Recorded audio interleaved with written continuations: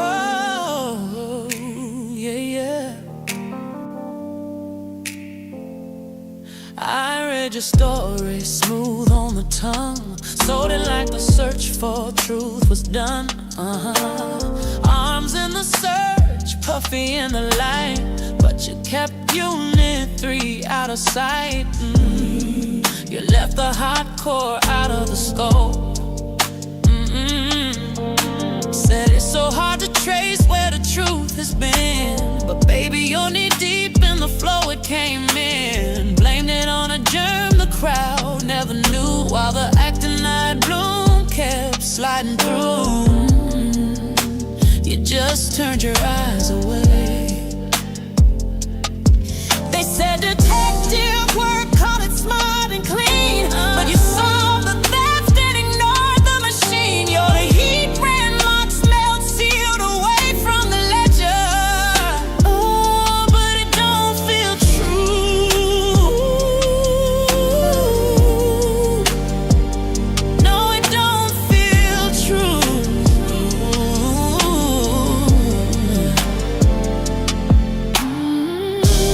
Case closed, baby.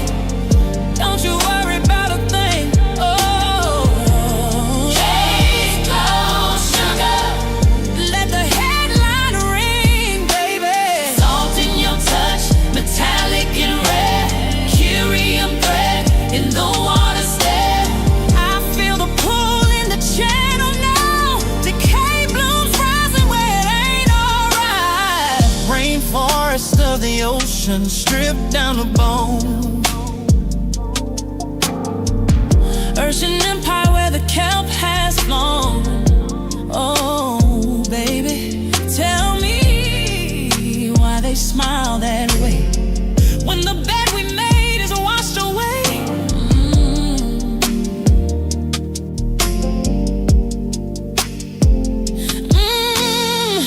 Orders go missing, seals slide through. Fish hold the taste that leaked from Unit 2. Fishing shards cut bonds left me torn. Half-life love that won't stay warm. Baby, you know it too. Case closed, baby. Don't you worry about a thing. Case closed, sugar. Let the headline ring, baby. You said you found the one to blame, but the ocean still don't taste the same. Oh, neutron trails through the open door, and the fallout still creeping across my floor.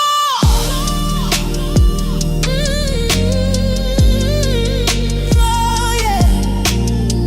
If the case is closed, why is the current still seething?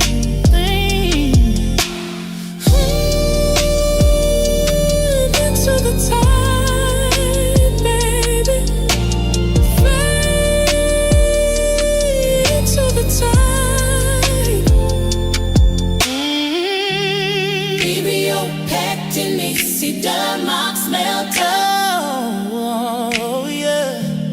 Baby, you're packed in easy done marks melter. Baby, you're packed in easy done marks melter.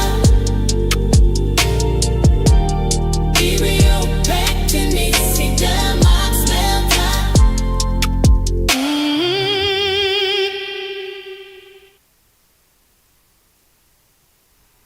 Man, that was freaking excellent. I'll put a link in the description for you for that song and to the site. Hope you're doing great. I wanted to hear that again that time. Can't do that. But I did put a link in the description directly to the song. And you're going to find just hundreds of amazing songs there. I hope you take the time to subscribe to that site, which is James Luce's site.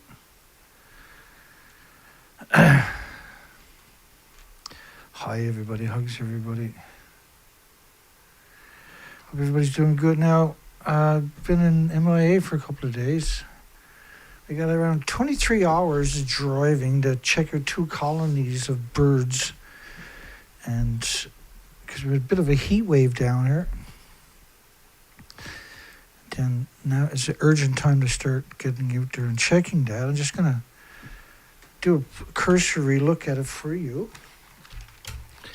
And on Thursday, I got 2,800 pictures on Friday and today. So it's been a very long day. I just made it home in time to post a show. We're going to do a news cycle. I just want to get you up to speed on what I've been looking at the weekend. This is a cormorant colony down in Bonavista Bay. They're not indigenous to the province, and they're like the gannets in shape and size and capacity to dive deep. And so over the last couple of years, we noticed that they have the biggest survival rate of the fledglings. That's a fledgling right here. There's another one, I think, behind it. There's one right there lid down. This is a very small colony. When you see that orange beak, sometimes that's a younger or an older, younger, first year baby. It's not flying yet. But that one clearly a baby. That's a baby there. This was a puffin colony. This was Friday. I took around 1,300 pictures. I'm trying to find the fledglings. They're known as pufflings.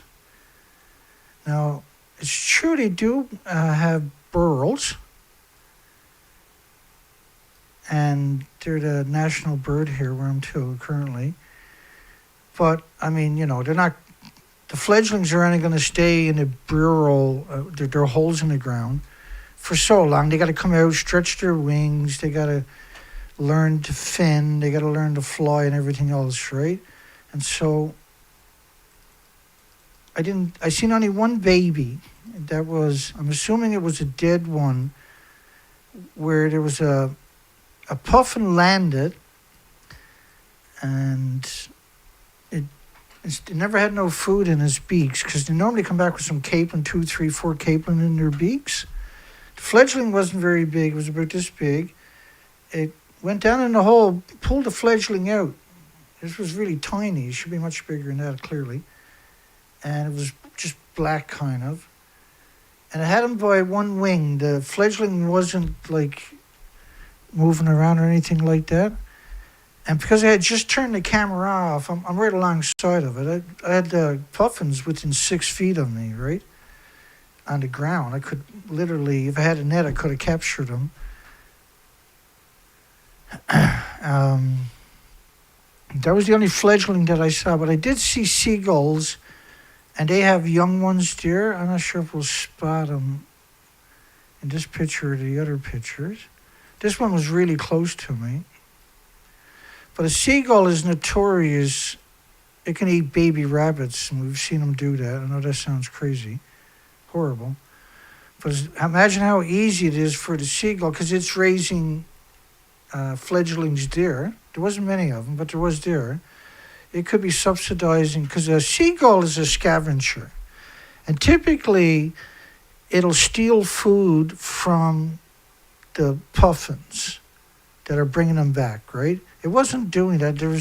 So I wouldn't be surprised if it was eating the babies and feeding it to its young one. That is Mother Nature, unfortunately. And we got a couple of little videos I'm going to play for you in a second. This was right alongside him, just a couple of feet away from me.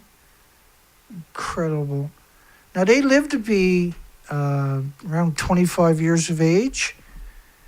There was one a couple of years ago, they figured it was 33 years old. I think it was banned, and that's why he had a ban on it. That's why he knew that. It was actually raising a fledgling. We know that the puffins colonies in 2022 and 2023 in Nova Scotia, New Brunswick, Newfoundland, Eastern Canada, didn't have survival rates more than 1 or 2%. for most of those. And they had relayed their eggs in the fall, which was never seen before. And that starvation was the common theme in all the seabirds. Now, this is in a area where there's supposed to be 46 million migratory birds. So just because you see some, that doesn't mean... Now, that was two right alongside me. It'll get fuzzy, but I was trying to focus. I mostly focused on pictures. This was just a couple of feet away from me. I was sat there being really quiet on Friday. And field studies are really important to the research that we're doing, as everybody regular here knows. We're going to get into the news cycle. Now, the next one is the gannet colony from today. There should be audio. There should be audio with that.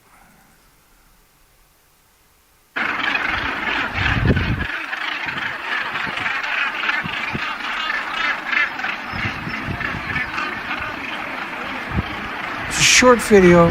You see a bunch of fledglings. They're very successful.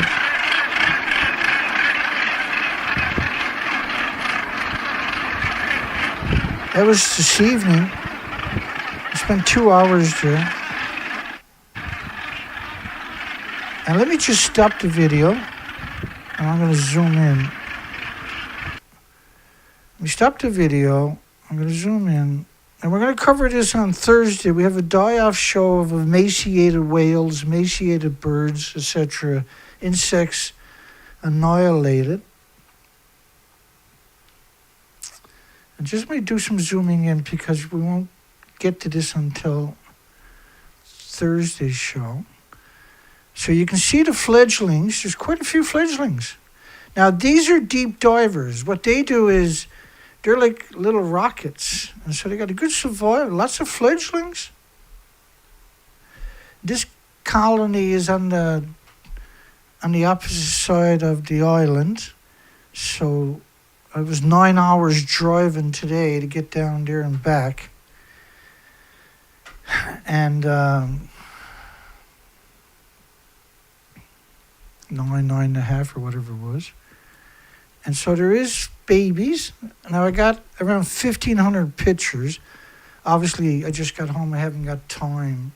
So they're nice and fluffy. They're easily distinguished. That doesn't mean... Now, what they do is they fly up high, and there's usually, you'll see, say, 1,000 of them, and they'll accelerate down. They'll tuck their wings in. They get these long heads and necks and beaks like the cormorants. And they'll go straight down deep underwater and get their prey to bring back for their fledglings.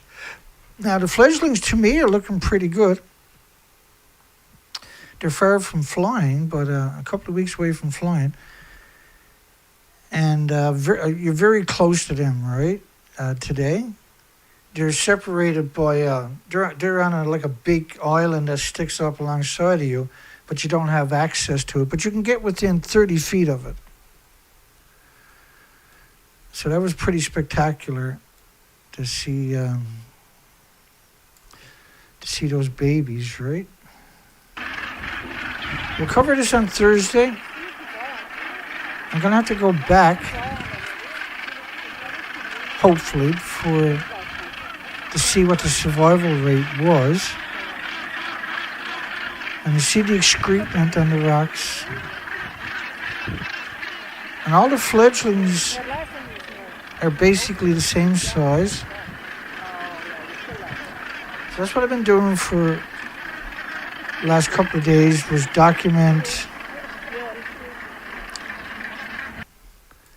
to document the puffin colonies and the gannets. These are gannets. Now, there was a kittiwake colony on the cliffs. They're alongside of it, but they're separate. They don't roost the same way. We've seen a single eagle get chased away. And seen a emaciated fox today also. So that's what we've been up to. let's get after the show for tonight.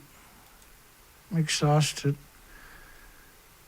And that's okay. We got some real cool footage in the day. All right. So NASA's going to put a reactor on the moon. So they come here with this picture. That's the moon, and that's the Earth. But what is the other planet? Why is that two moons? You can't be on the moon looking at the moon. We'll show you that stuff coming up. I just wanted to show you some pictures so you can appreciate what I've been doing. And that's why I had to leave. I had to be up and out the door before daylight on Friday morning, so I didn't do a show Sunday night.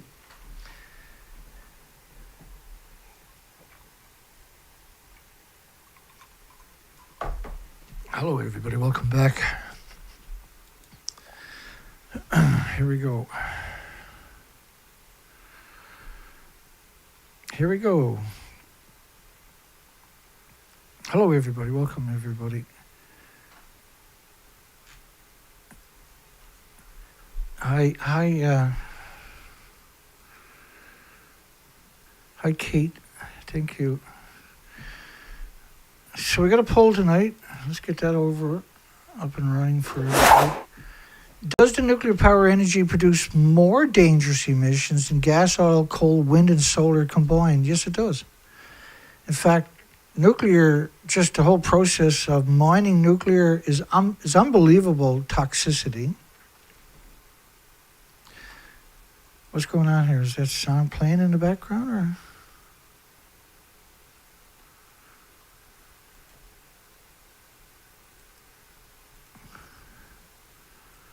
I'm confused here.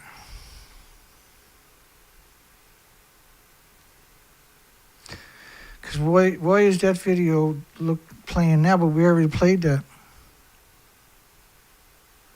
And it's not up on my screen anymore. I didn't move ahead or something. Here we are. That doesn't make any sense at all. I don't know what's going on. Oh, that's because I was showing it in the background. Don't worry about that stuff. I got no idea what happened there. Hi, everybody. There's poison the moon, too.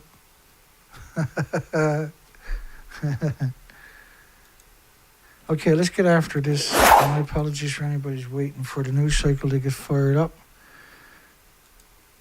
We've been known to...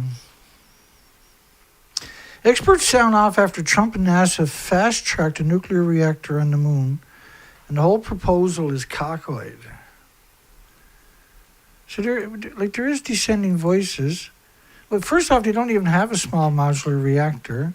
And why are they showing us a picture of a small modular reactor on the moon that doesn't exist in the first place, let alone landing back on the moon, with Earth in the background and the moon on the other side of this moon? How does that work? Does anybody know? If you do, please don't tell me. I don't want to know, because it's too messed up. Fast-tracking a NASA plan to build... I got sunburn on my head. We have a huge amount of... I think it's 12 communities right alongside of me evacuated because of forest fires that are out of control, because the Earth is tinder dry worldwide now due to radioactive fallout. And I'll explain that coming up later, how that actually worked. Fast-tracking a NASA plan to build... Now remember, there's 46 million birds missing. So just because we found a few thousand, and we probably found, I might have found 12,000 birds, but that doesn't mean they're healthy. That doesn't mean the fledglings are going to survive. As for the gannets and the cormorants, they seem to be the best survival rate. We have a colony of kittiwakes and seagulls up here, just up coastline from me, not very far, that have disappeared. They were there all summer, and then now they're gone. And they've never went anywhere else. That's the only... They've been there for many generations, right?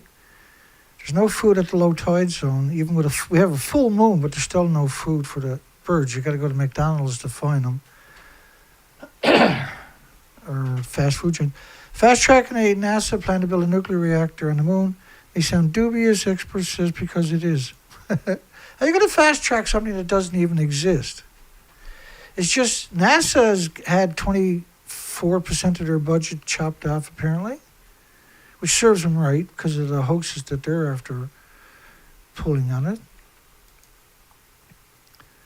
Whole proposal is cockeyed and runs against the sound management of a space program now being starved of money. National security analyst, nuclear expert says. Nuclear has been used in space, but very sparingly.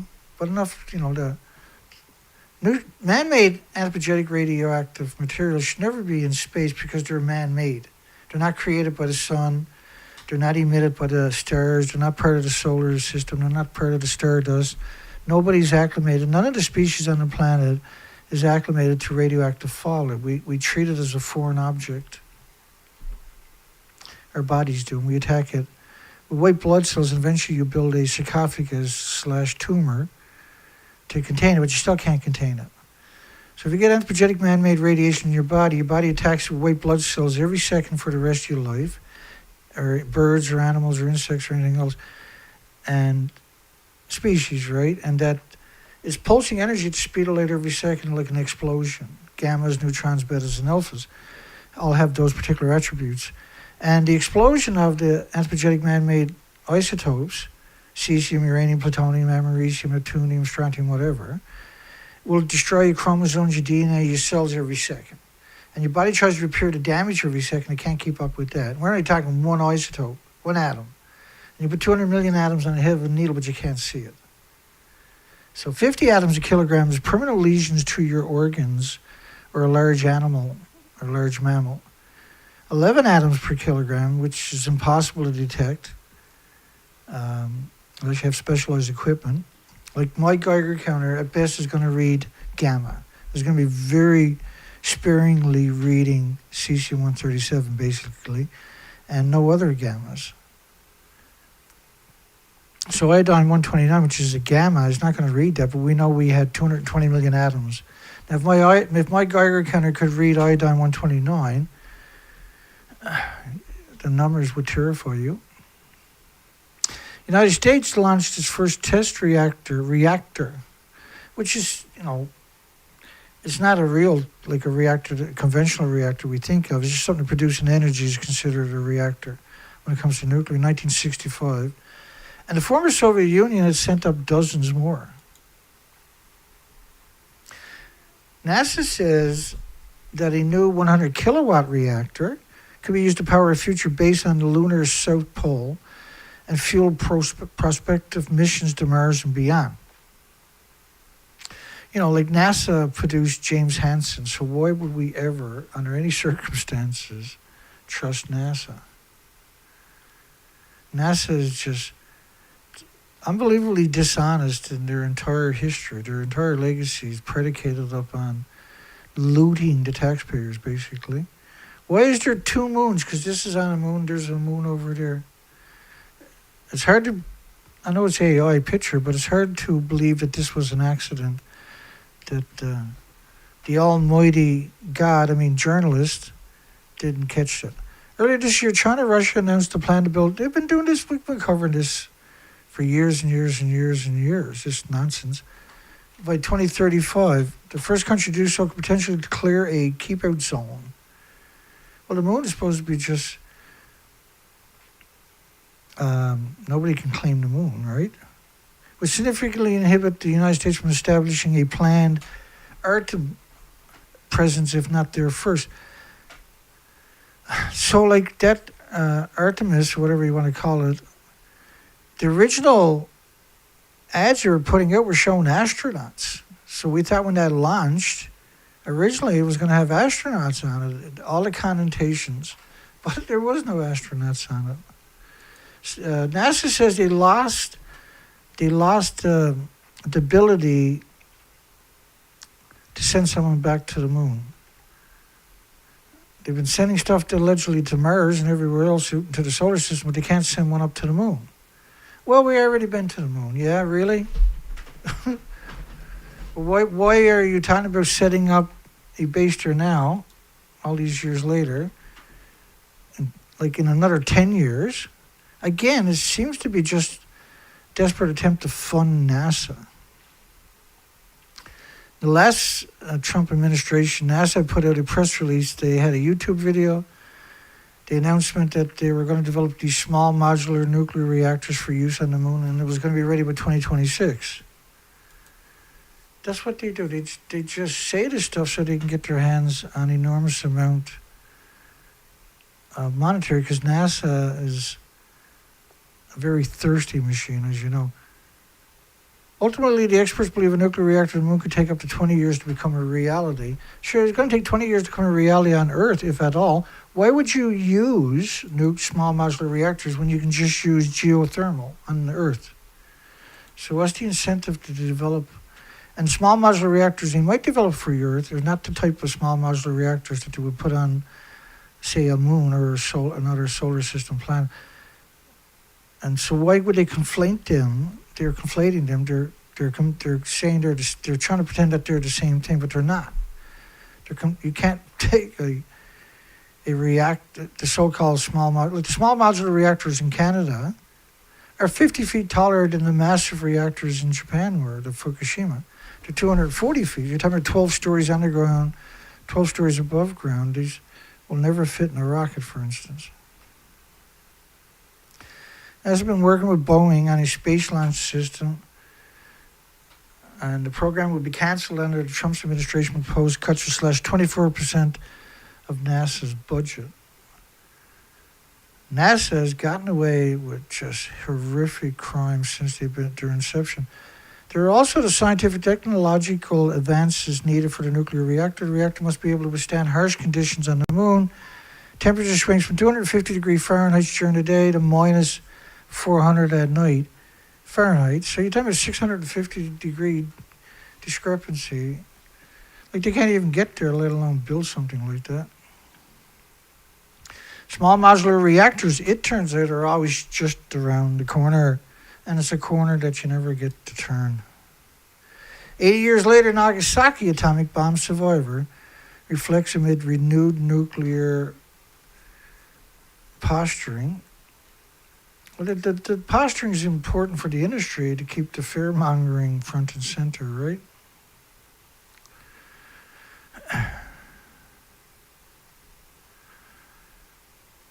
Hello, everybody.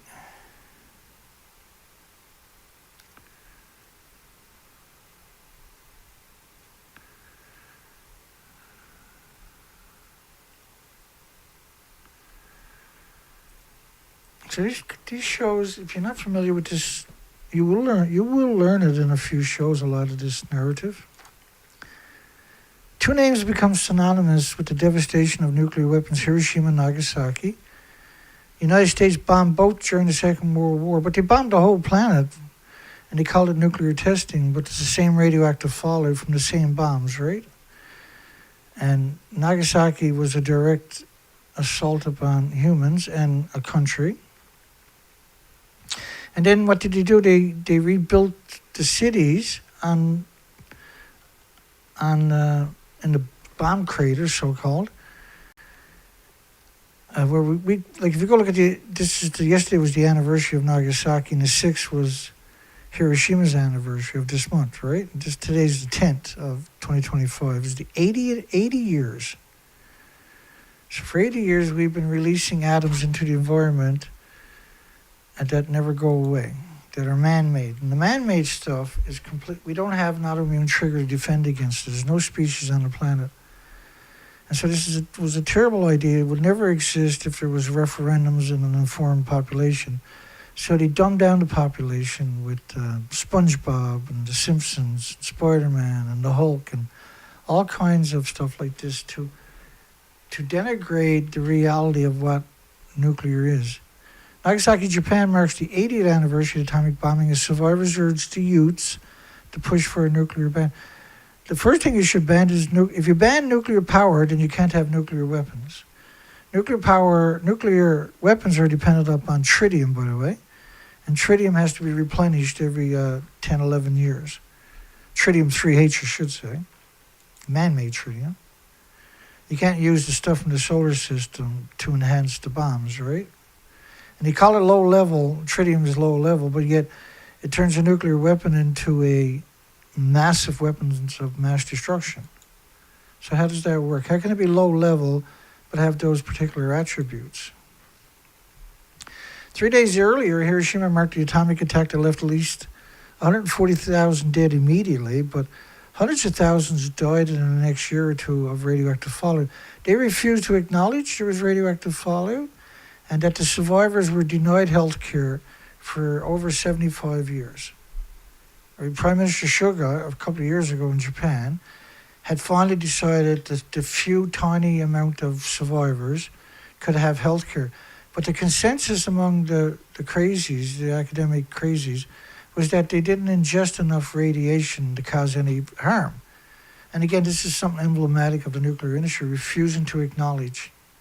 See, a single atom will trigger a tumor in your body, so how can it be harmless, right?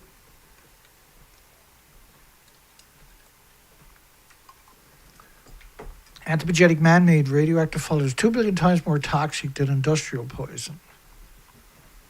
And so a single atom is a big problem for any species, birds, to humans, to elephants, to blue whales. The U.S. launched the Nagasaki attack on August 9, 1945, killing at least 70,000 by the end of that year. 3 days after Hiroshima left, Hiroshima was the only uranium bomb, nuclear bomb used, as far as I know, worldwide. All nuclear bombs worldwide after that were plutonium and enhanced with tritium, 3H. There we go, I got to mess with this shit again. My apologies. So I'm a little bit burnt out.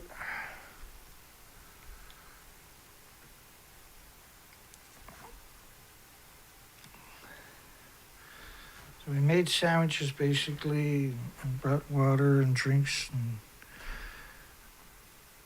and just shot down to do the check on the birds. And we're going to cover that on, I showed you that at the beginning, for those who are joining later, we're going to cover that on Thursday's show, or Wednesday. Japan surrendered August the 15th, 1945, ending the Second World War. Now, Japan had occupied North Korea for 50 years, leading up to Hiroshima and Nagasaki. So once Hiroshima and Nagasaki happened, Japan left North Korea. So North Korea was enslaved for 50 years at that point. And now North Korea has been enslaved for another 80 years because of UN, which was the League of Nations. Pre-Nagasaki, Hiroshima, it was known as the League of Nations. And after the atomic bomb, then they changed their name to United Nations. According to Eisenhower, it was 195 military, was the military-industrial complex. That's who UN is. And in the Second World War, and George Bush Sr., many others had called it the New World Order, which was 195 militaries. That was a New World Order. And so, in comparison,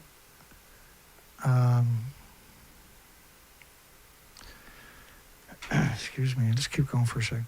Half a century of aggression by the country, ending the Second World War, nearly half a century of aggression by Japan across Asia. So Japan had done terrible crimes against Beijing in China and against North Korea. And then North Korea was then destroyed by UN as a police action, which was multiple countries. They dropped more bombs than they did on the war against Japan on this little tiny country known as North Korea, which has been ostracized from humanity for almost 130 years. For 130 years, it has been the devil, even though it's not. It's never attacked anybody. It defended itself from South Korea's aggressions after Japan left. Japan had enslaved it and done horrific war crimes, by the way. But it works good because all the media use it like they're going to get you if you don't fund military bases in Asia and South Korea, et cetera, right, in Japan. Those bases are meant really as being close to China, see? And China loves it because then China demonizes America, America demonizes China, the United Kingdom demonizes the same, right? The NATO countries. And the idea is you can't go out and spend all, huge parts of a country's GP unless you have a bad guy to justify it. And so North Korea and China and Russia are the bad guys for one side, and the United States, Britain, and France, so-called coalitions, NATO, are the bad guys for the other side. So Russia and China can demonize all the NATO countries and UN countries, and then they can hoodwink the population into spending exorbitant amounts of money every year on weapons that can't be used, like nuclear.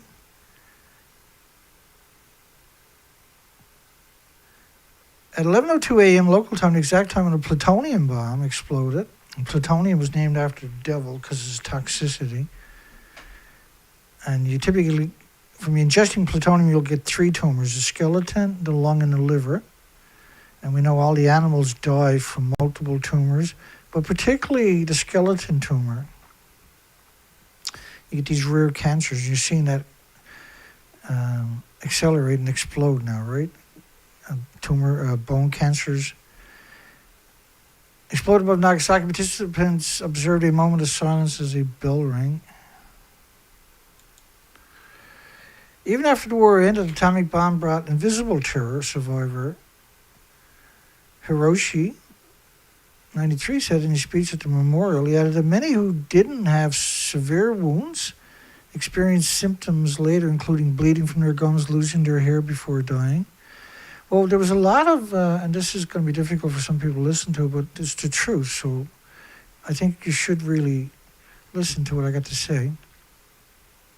The radiation was so severe, just outside the firebombed area itself, because there was a huge firebomb, right, that extended out several kilometers. But outside that area was a huge radiation doses.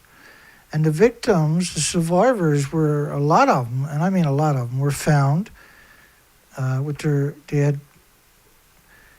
they had pulled their pants down and squat down, and they had excreted their organs because they were liquefied from the radiation. So it wasn't like the explosion, and by the way, the explosion is, and this is pretty rough stuff I'm going to talk about for a minute, had thrown horses and people and animals, pets and everything else, and farm animals and stuff like that, were recorded as going as high as over 600 feet in the air. People fell from were blasted 600 feet up into the air. Now, most likely they would have died from that kind of acceleration, right? But they certainly died if they didn't on the way back down when they hit the ground. Nuclear is a terrible, terrible, terrible industry. And the industry is completely out of control. There's no checks and balances. Never use weapons again or we're finished. We'll never use nuclear power either or we're finished. But nuclear weapons get a lot of airtime, right? Because the industry loves that and justifies building more nuclear weapons for the industry. See? Russia's going to get you if you don't maintain huge triads of nuclear weapons, submarines, airborne, land missiles. Utterly foolish. 12 hours before World War II ended, the United States firebombed this Japanese city. Well, it wasn't just the United States. It was a coalition, right? This was firebombing. Now, of course, as everybody knows, the Japanese houses are made of rice paper, so you can imagine firebombing rice paper, what's going to happen. With what they call jellied gasoline / napalm. Almost 90 U.S. B-29 bombers dropped 6,000 tons. 6,000 tons.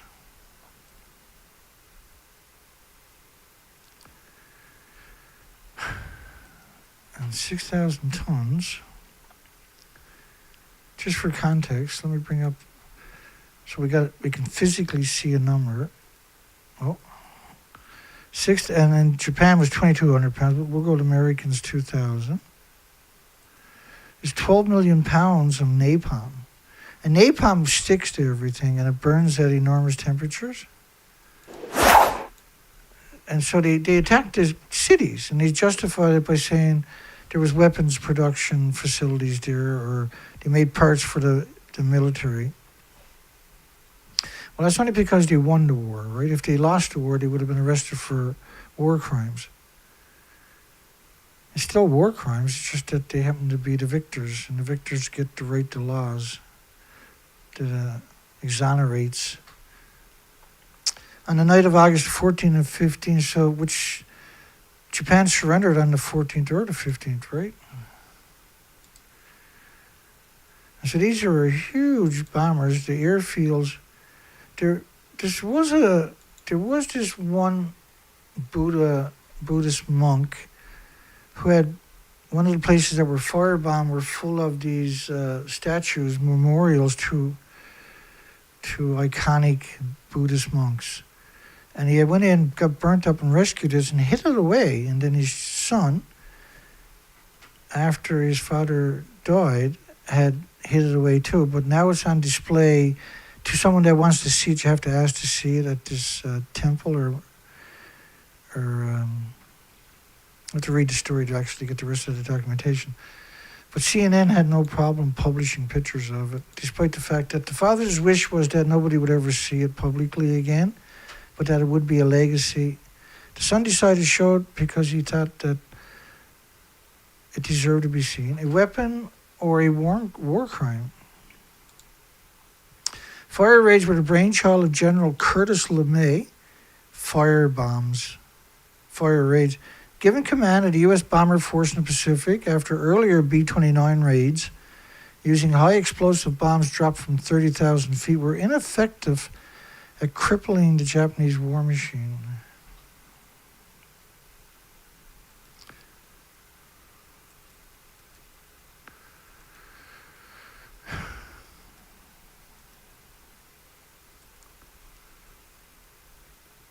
The war machine.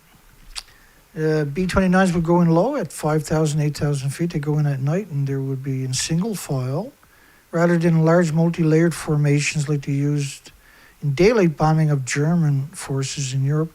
And they carried incendiary bombs, cluster munitions, which are dropped in canisters of 38 apiece that broke apart near impact, spreading the bomblets of napalm over a wide area. They were attacking the women and children too, see? LeMay thought it'd be perfect to burn the Japanese wooden and rice paper homes and businesses, and he was proven right. That's May there.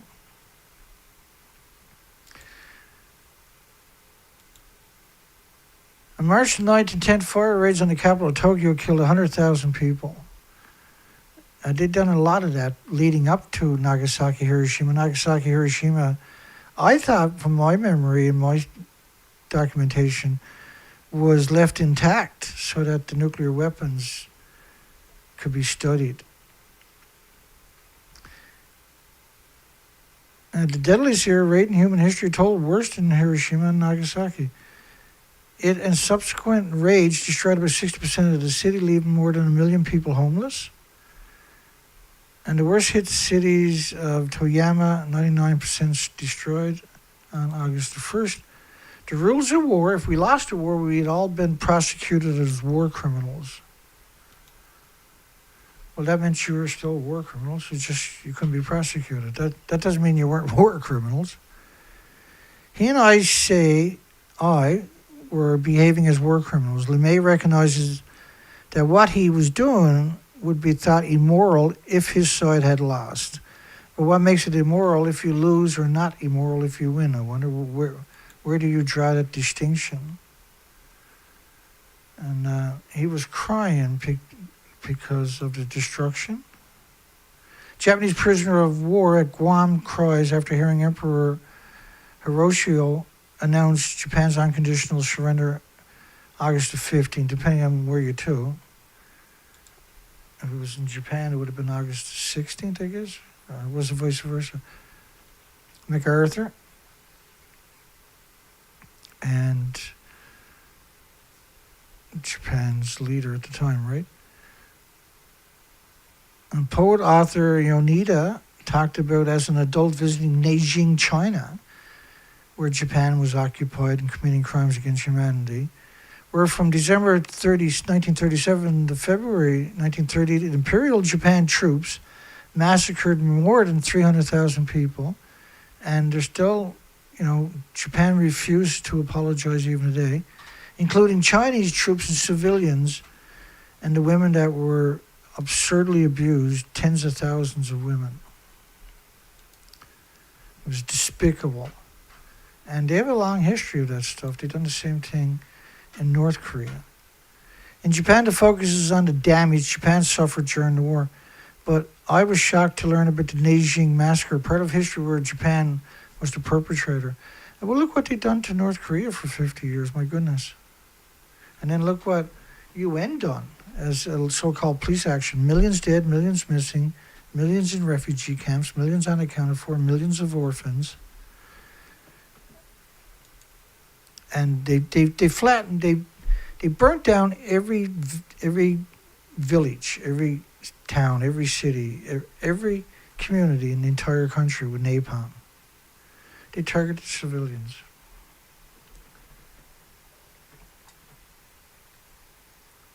Oh. They got a heat wave down there, so it's madness. It's madness. So the situation was really beyond control of anyone directly involved that night.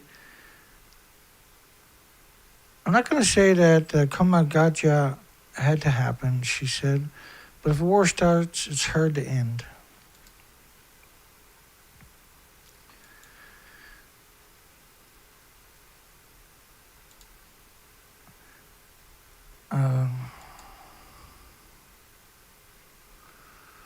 It's a really good story. That whole story is worth reading on your own. Utah Energy Caesar retires. Laura Nelson steps down. And so what, were we all supposed to worship her or something? And she promoted nuclear for the last couple of years on a whole different scale. Dr. Nelson is truly an unparalleled leader. Dr. Nelson. I got a folder there of doctors and professors that will change your whole outlook on these people.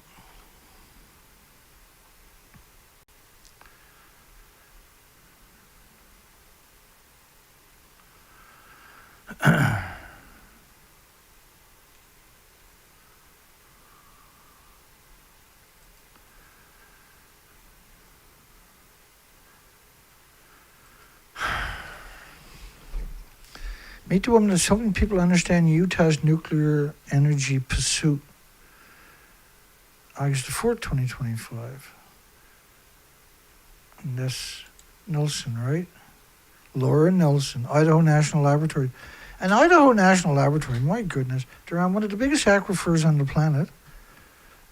Right? The aquifer that's underneath Idaho is 100 times bigger than Idaho National Laboratories. They've had, I can't remember, 19 reactors or 36 reactors or something at that site, test reactors. They have huge meltdowns. They have unmitigated dumping during the Manhattan Project into the aquifers that are underneath it that feed around 25,000 farms. They spent well over $100 million trying to mitigate some of that from the 1950s that they done.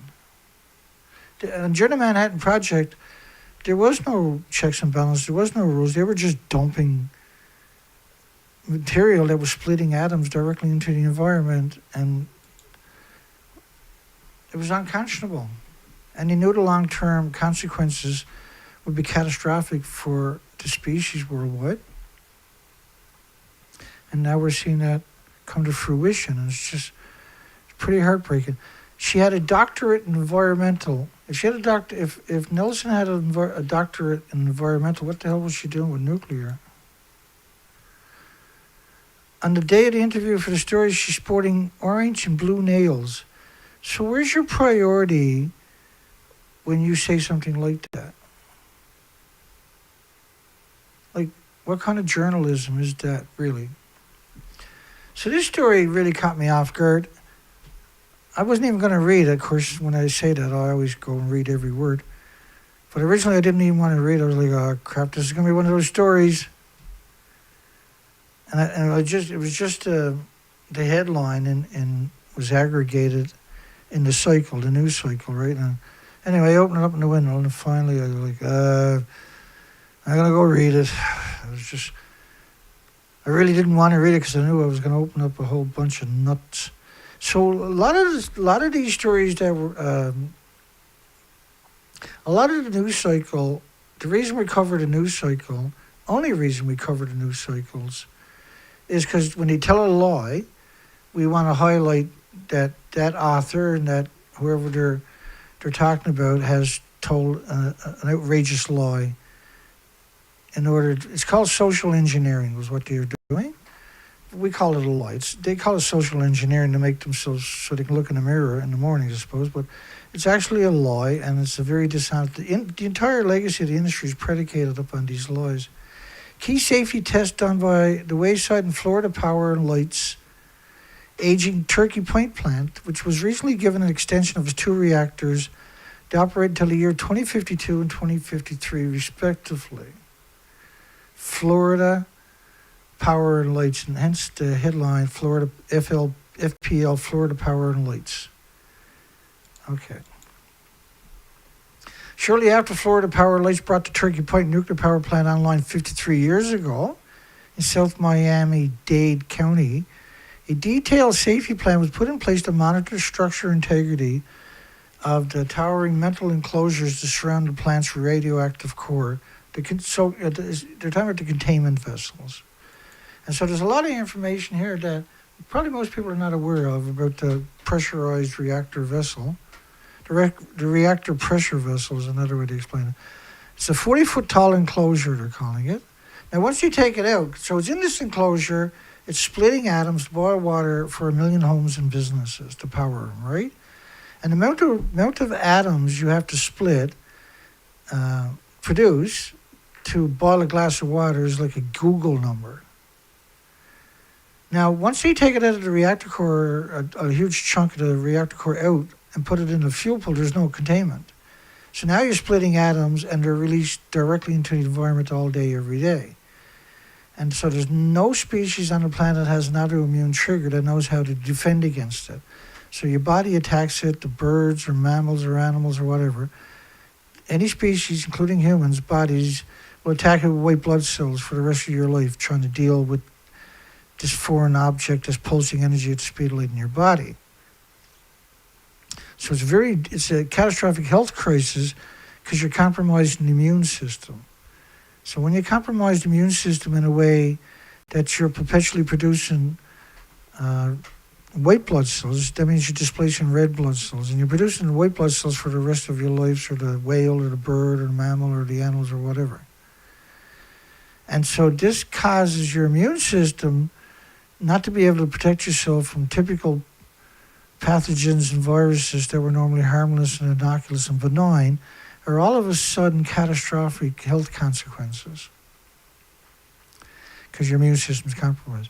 So the more than 40-foot tall enclosure known as the reactor pressure vessel, RPVs, provide a steel-clad barrier around tens of thousands of uranium fuel rods in temperatures of more than 500 degrees and high pressure, like 1,000 pounds per square inch to 2,000 pounds per square inch.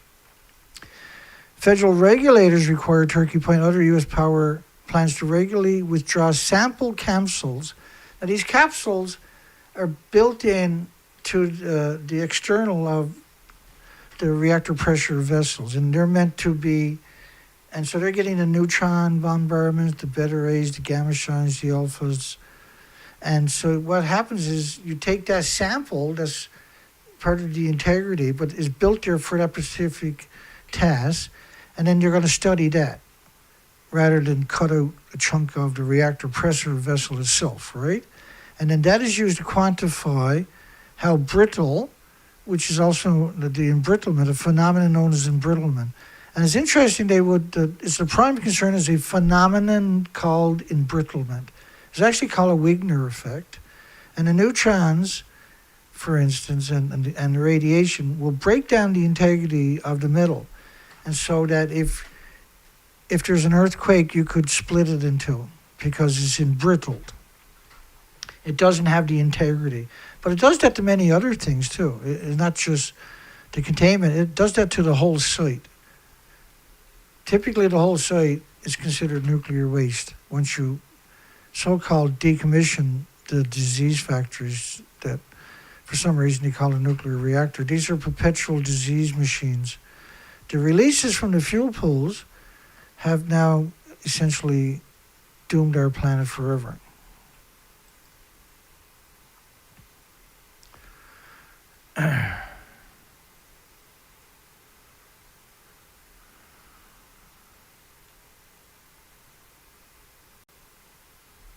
And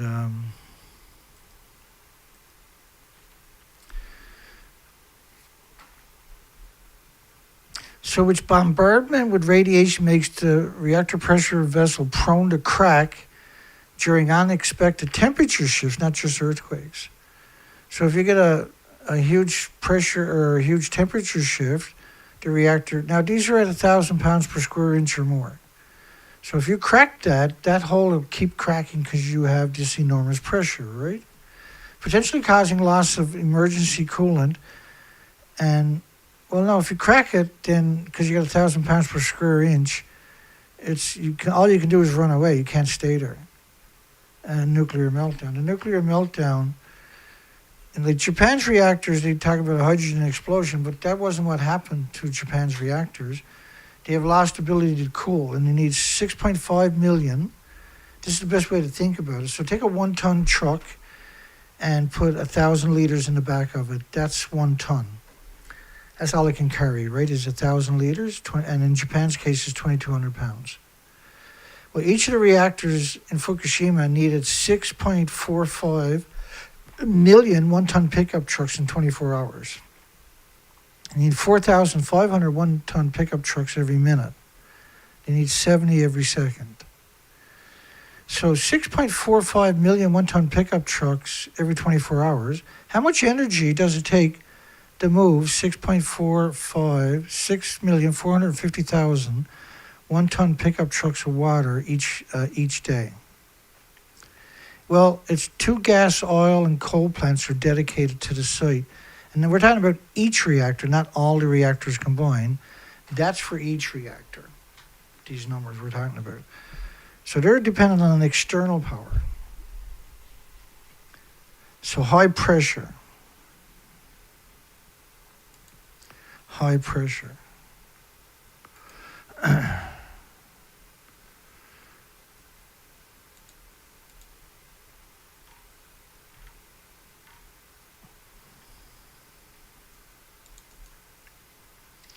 Nuclear is a complicated subject, I know. But we like to think we can make it easier for you to appreciate it. My understanding is... So this is just a fraction of the journalists, these are major ones, that are claiming they're in a beautiful building 150 feet above the stump of Reactor 4 in Japan. So officially, that never happened. This is what it looked like. But United States have 70 identical reactors, and that's where they shot those particular videos, not in Japan. I'm not going to play the video. We play it all the time. And I made that particular video 11 years ago. So that video is 11 years old. That's just a fraction of the media that made those assertions that they were at the top of a building that doesn't even exist. Now, why would you do that? What could be the catalyst that the media would come out and pretend that they were at a building that doesn't even exist? Well, there's Reactor 4. Now, we don't have any videos or pictures of that detonating it, but right alongside of it was Reactor 3. That's Reactor 3 detonation. And what you're looking at is the reactor core and the fuel pools getting ejected right out of the building. So at the top of the buildings were around up to 8 reactor cores, and it could have been as high as 16 reactor cores in the 2 fuel pools because they don't have a repository to store it. Neither does anyone else. And so that's the Reactor 1 exploding here. right? That's reactor 1 detonation. That was the fuel pools with around 8 full reactor cores, and that's reactor 3 with around 8 full reactor cores. And you can actually see the fuel pools reactor cores falling back down to Earth. Each of those reactor cores are equal to 100 Chernobyls. So there was 36 reactor cores total, and we're lowballing the number. Was lost in Japan. Now, Chernobyl was a brand new reactor. It was a graphite reactor. It was a small reactor. It was a brutal reactor, but its toxicity in comparison to each of the Japanese reactors is 100-to-1 ratio, because these reactors in Japan were pure uranium plutonium. And in the case of reactor 3, which is Medusa, was a plutonium mixed oxide reactor, reclaimed uranium plutonium. So just the emissions, the radioactive fallout from a typical reactor, now they picked up 30 million one-ton bags in Japan. And this was meant to pacify the farmers and hoodwink them into going back into the nuclear wasteland. And they never stopped growing food in the nuclear wasteland. And 55 countries banned the food in Japan and 14 prefectures. A prefecture is like a province in Canada, for instance. And so this is, each of the prefectures were producing at least 1 million pounds of rice. 30 million one-ton bags. If you put a 1-ton bag, each of these bags, big bags, are 1 tons. So you can only fit one of them in the back of a 1-ton pickup truck. And that would be 5 rows of traffic right around the entire planet, bumper to bumper. Now, this was only 3% of the land. This was farmland. But what was interesting was, this was mainstream media. Japan was showing people harvesting food. Now, they're not wearing paper suits, which can't protect you anyway, but they lulled the population into complacency into believing that you had some kind of protection by wearing a paper suit. And this was their genetically modified brand of golden rice, he said, that didn't uptake radiation. But it doesn't work that way. First off, you got nuclear meltdowns still ongoing and might never stop. There was a couple of reactors that ejected their inventories right out of the buildings, which were massive inventories. And Chernobyl was brutal, don't get me wrong. I mean, they closed 9,400 farms in Ireland, Scotland, United Kingdom, 3,000 kilometers away, right after Chernobyl. Fukushima's emissions covered the whole planet, and the numbers were terrifying. But they continue to grow food in the nuclear wasteland, which is quite worrisome, because in order for that to work, they had to get all the universities, all the journalists, the medias worldwide to cooperate with the propaganda.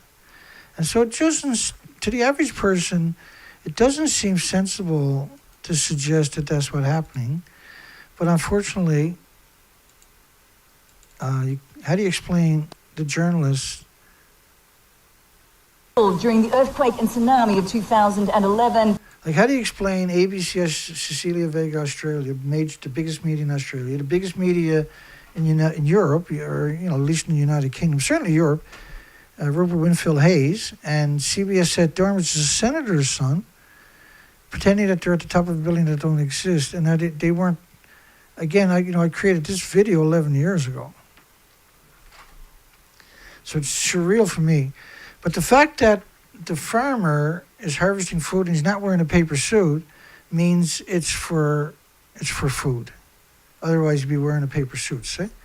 Not that a paper suit can protect you. And he's in an abandoned community, a couple of kilometers from ongoing multiple nuclear meltdowns, harvesting food for sale, right alongside of thousands of one-ton bags of radiation, surrounded by millions of one-ton bags of radiation.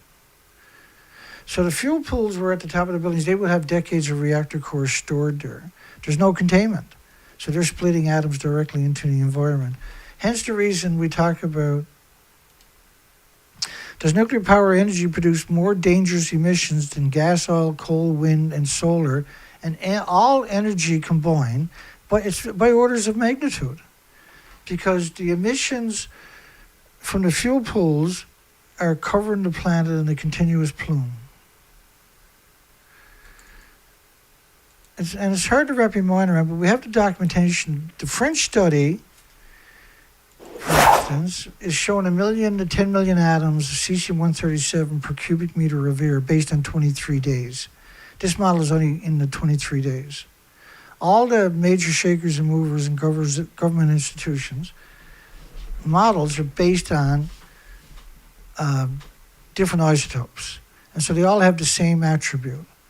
So when you see any of these models, just pick by the way, this is a cesium-137, which pulses energy, each atom pulses energy 600 feet every second. That's catastrophic to everything with replicating cells. So this destroys the foundation, the biota, the microscopic animals through, because this is a gamma, for instance, and these numbers are 1 million to 10 million times. This was a study of a spike. So this is not a projection. This is a study of a spike in radioactive fallout of numbers that we've never conceived pre-Fukushima. We've never even postulated that these kind of numbers could even exist. And these are nothing compared to the total numbers where we have accumulated documentation. So we broke the food chain with that kind of radioactive fallout. And so you got gammas and alphas and neutrons and betas are going to be in that same sample. So for every cesium-137, by the way, is 100 times more strontium-90 being produced. So every iodine-131, which are the same types of models, there's 10 times more iodine-132, 30 times more iodine-133, 31 times more iodine-129. The iodine-132 and 133 is 9 times more effective at ionizing and radiating the thyroid glands of every species than the incredible and effective iodine-131 is. And that the iodine-129, which was at a ratio of 31 to 1, was 220 million atoms from an Ottawa study here in Canada of iodine-129 that was sustained. It was a continuous plume covering the whole planet. So think of a snowstorm that covers the planet in 20 to 30 days. The snow never melts and never stops snowing. And then you flip the snowflakes. Instead of snowflakes, you call it radioactive fallout. So then you start to really, you're on the right track to comprehending how much we're talking about. But in that equation, you have to understand that you got gammas and alphas and neutrons and betas. And they each pulse energy slightly different, but almost each of them at the speed of light. But the problem with the gammas, the alphas, the neutrons, and betas is they don't interact. They don't mingle. They don't go through each other. That energy that pulses each atom is pulsing energy at the speed of light almost every second. You have an invisible snowstorm, this continuous plume covering the whole planet in less than 20 days. The emissions have never stopped, by the way. And a lot of this stuff is not going away for 10, 15 million years like the iodine-129. So you're saturating the thyroid glands of every species. And by proxy, you must be saturating the bones. So you're talking about permanently radioactive hormones for every species and radioactive stem cells for every species, particularly the developing species. And this is why you see catastrophic health consequences for the species, because it's going to manifest in them first. So the gammas, the alphas, neutrons, and betas, I'm almost finished. I know it's a little confusing if you're not familiar with it, but you can get this. So when they pulse, they don't mingle. They're pulsing energy almost at the speed of light, almost at the speed of light. When they hit each other, they change direction. That's known as a braking effect in English, or as a Bremsstrahlung in Germany. It was a German man who discovered it, and it's named Bremsstrahlung. And I probably butchered the name, and I apologize. But it's known as a braking effect. So you have two objects hitting each other almost at the speed of light and then changing direction. That's known as an X-ray. So all the species on the planet, including you and your loved ones, and every insect and bird and mammal and animal and everything else, are getting full-body X-rays. So is the bacteria, so is the fungus, and the biota. And so it can't exist in that environment. And so slowly in increments, you're sterilizing the species and they stop reproducing. And now we're 14 years later, and the health consequences are no longer denied. You can't deny it anymore, but they are. And so they're trying to blame it on a garbage can diagnosis like climate change, which is real, but it's caused by 80 years of emissions of anthropogenic man-made radiation, which nothing on the planet has an autoimmune trigger to defend against. And it's pulsing energy. It's an invisible snowstorm covering the entire planet, pulsing energy every second for 80 years. What do you think is going to happen? Now, gas, oil, and coal emissions, carbon, doesn't pulse energy every second, let alone for millions of years. And it doesn't pulse energy at all. The only thing with that attribute, and the only emissions that produces plumes that covers the whole planet is man-made anthropogenic radioactive fallout, which each atom is 2 billion times more toxic than industrial poison. Industrial poison. Not just poison, but industrial poison.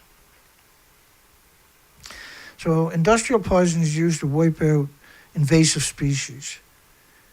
Radioactive fallout is 2 billion times more toxic, so it's going to wipe out the species, but much more efficient, but much more, people are starting to say, well, there never was many insects, there never was many birds, there never was many whales. All the grey whales are currently, that are left, are emaciated, they have starved to death. And most likely, there is food left out there, not a lot, but there is food out there, and so the most likely culprit of that, we've lost 52% since 2016. It's not just the grey whales. But in particular, that's been acknowledged. That the migratory grey whales last year on their southerly run never had any surviving babies. So now they're on their northerly run and they have 80 babies. They're not going to make it. On the 12,000 miles last year, they were emaciated. No babies survived. They went to Baja, California, where they left many, many emaciated dead grey whales, and we're seeing emaciated dead grey whales now showing up on the migratory route.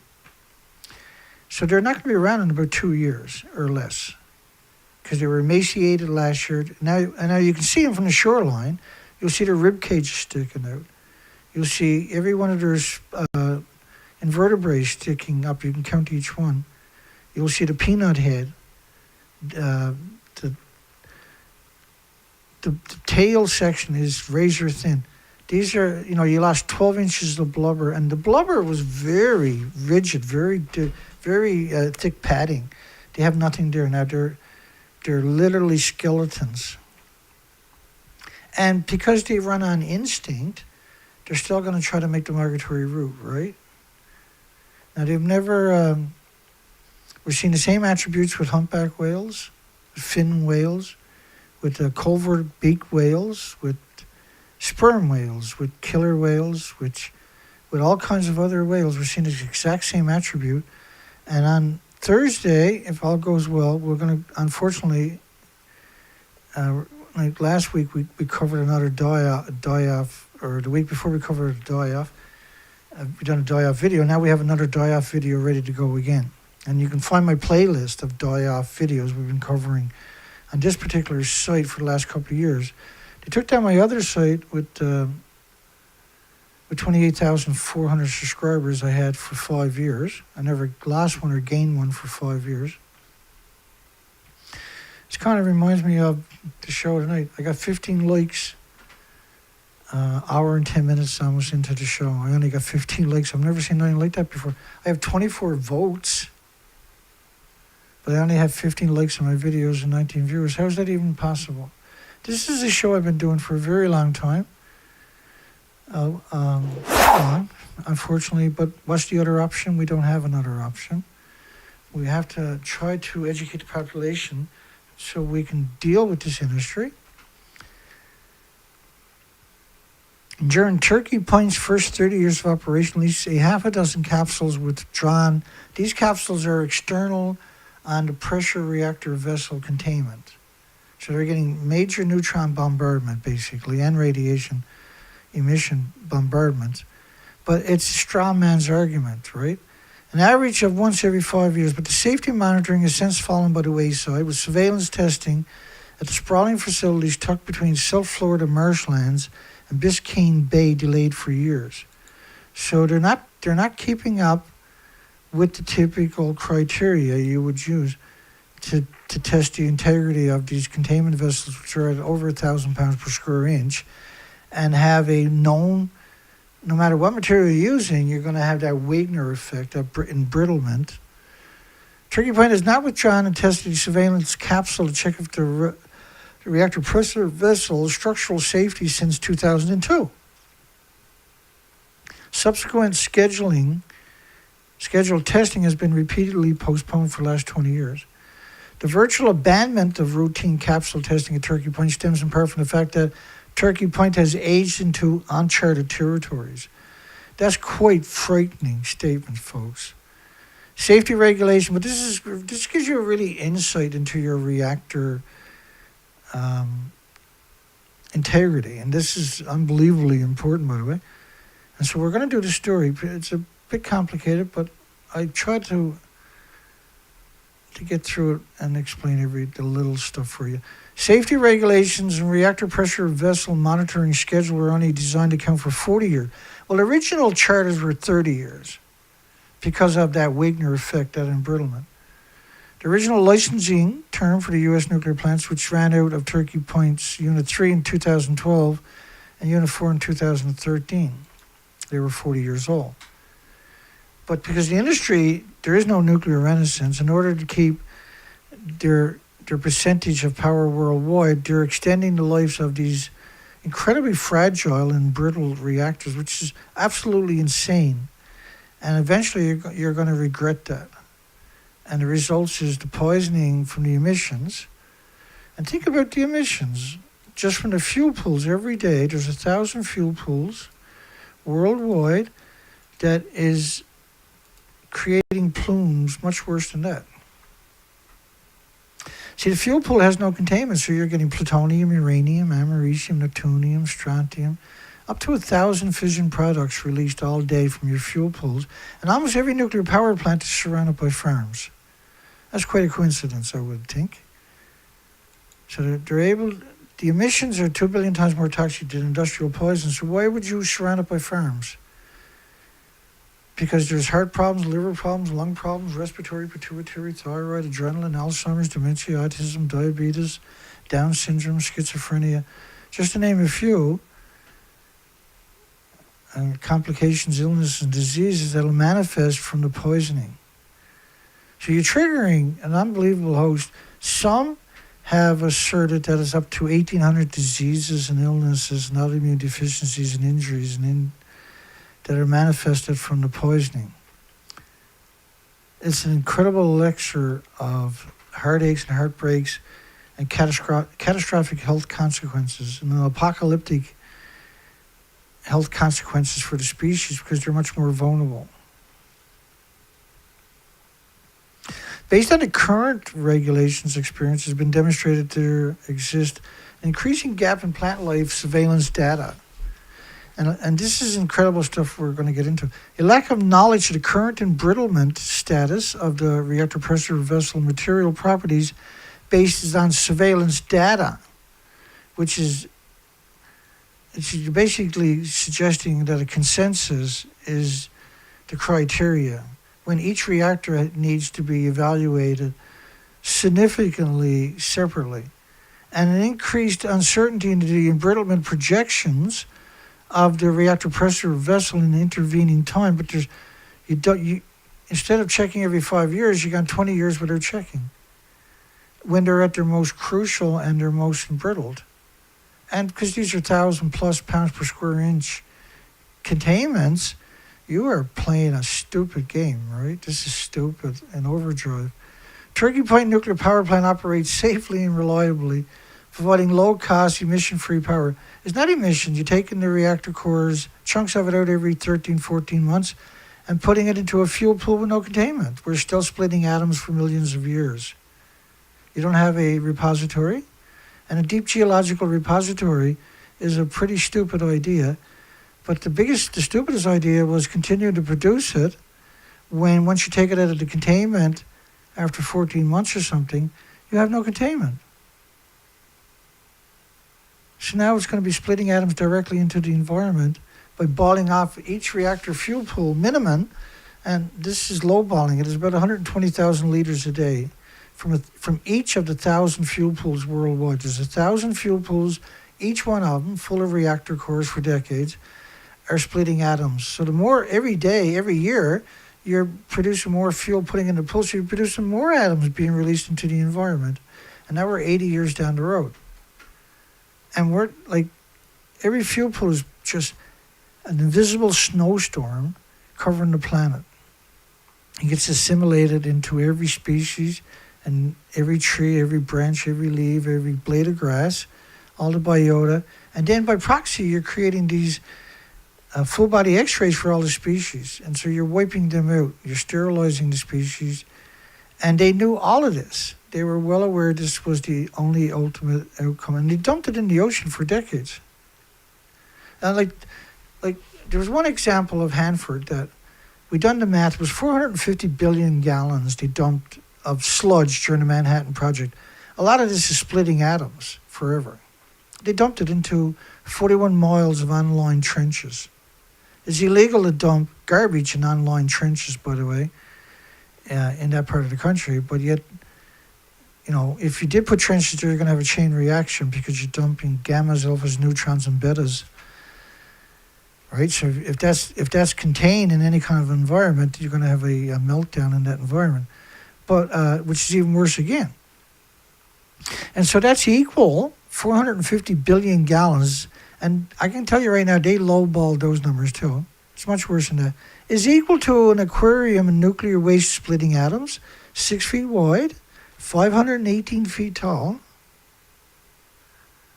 58 stories tall, and wrapped around the entire planet more than once. But yet they like to tell you everything will fit into a joint swimming pool, which is absurd to suggest it. You would boil it dry in about 3 seconds if you'd done something like that with just the fuel rods themselves. And if you took a couple of gallons of this sludge that we were just talking about, and you put it in a container and put it in a wall at a subway station, everybody walked past it for 1,000,000 years would drop dead that day. It's the toxicity is absurd. There's nothing on the planet. Your organs will melt, see? Excuse me. So to suggest these are emission-free is one of the most egregious laws and crimes against humanity that history will look back on. Concerns over aging management programs for the United States nuclear plant fleet,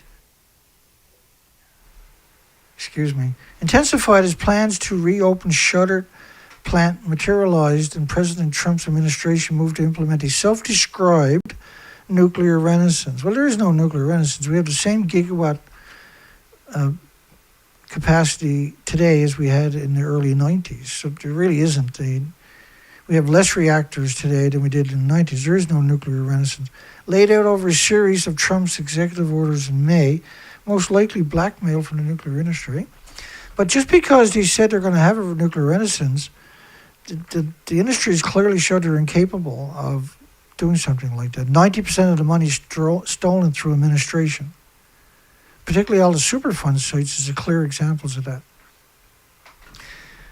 And they have an absurd amount of those. A series of Trump executive orders have made initiative call for weakening, and we've covered this extensively, the regulatory reach of the non-regulatory commission, the Nuclear Regulatory Commission, we affectionately call the non-regulatory commission, the Rubber Stamp Commission, laying off staff under the supervision of DOGE, Department of Government Efficiency, and speeding up the approval process to reopen shuttered disease factories / nuclear plants, including those closed amid scrutiny over dilapidated equipment. And so the industry has enormous influences, unbelievable monitor. They have a huge public relation capacity. And so they curb stomp anybody like me, for instance, right? Hello, everybody.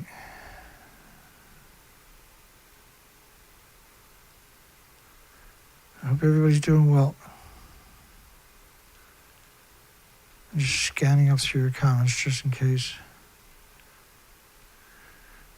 Let's keep it rolling here.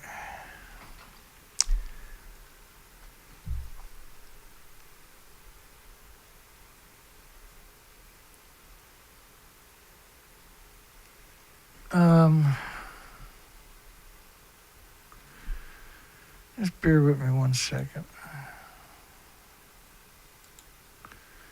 It looks like my recording is frozen. That would be my luck. I just want to check some. Yeah, I run out of hard drive for memory for the recording, so it don't look like we're going to get a full recording in on this. It's okay, that happens. I'll have that repaired by tomorrow night. Massaging the nuclear data, unlike other nuclear components that can be replaced, a reactor pressure vessel is essentially a permanent element. Replacing the vessel is considered to be so logistically difficult or cost prohibitive, it would be impractical to keep a reactor in operation if the vessels were to crack. Well, because they're 1,000 pounds per square inch, you can't.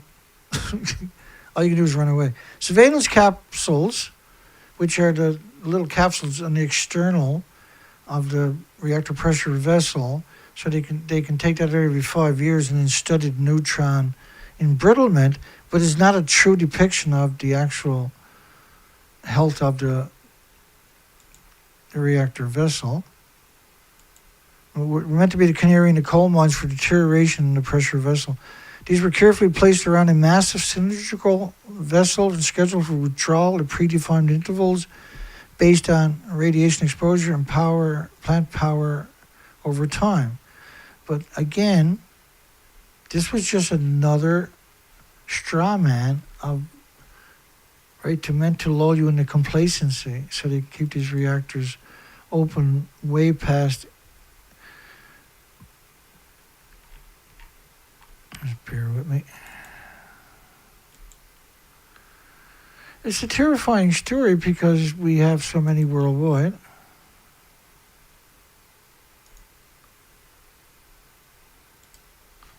Bear with me.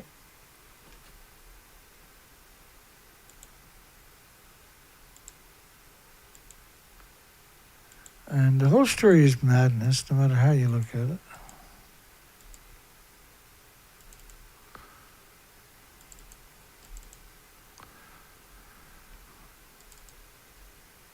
Once a capsule is withdrawn from testing, power companies measure how much radiation it has absorbed.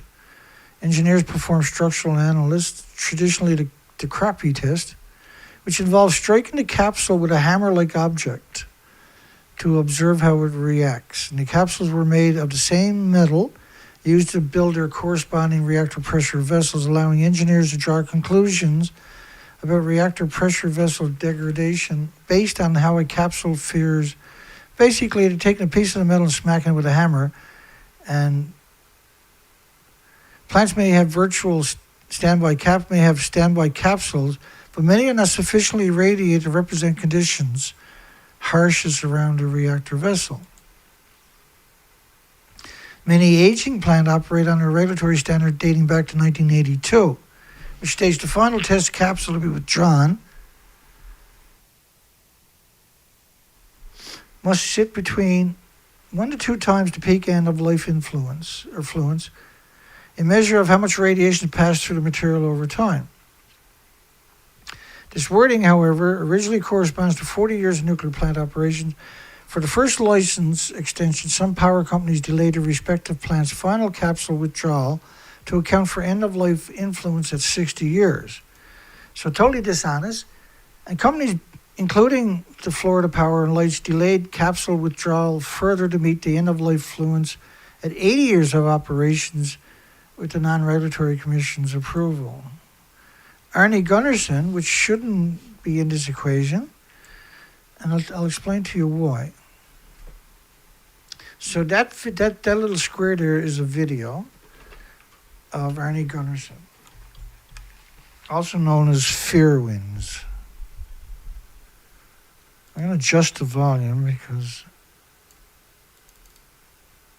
the Unit 4 was damaged twice. It was damaged by all of the earthquakes that occurred, and it was also damaged by a series of explosions over the first week or two of the accident. This is a really old video. So the building is structurally weakened.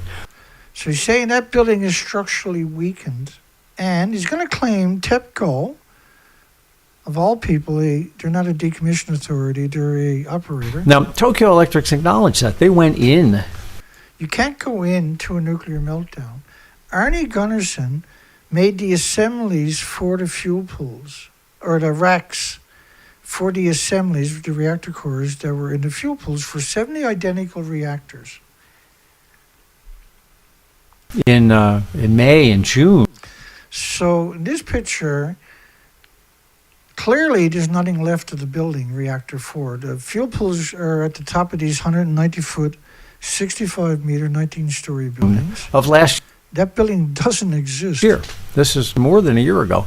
And put an enormous number of extra structural supports directly under the fuel pool. So you're saying TEPCO went in and put structural supports under the fuel pool at the top of a building that doesn't even exist. Arnie Gunnarsson. And now Arnie is, if you go looking for nuclear, you're going to get sent to Arnie. The algorithms are really, I'm going to adjust the volume on this one.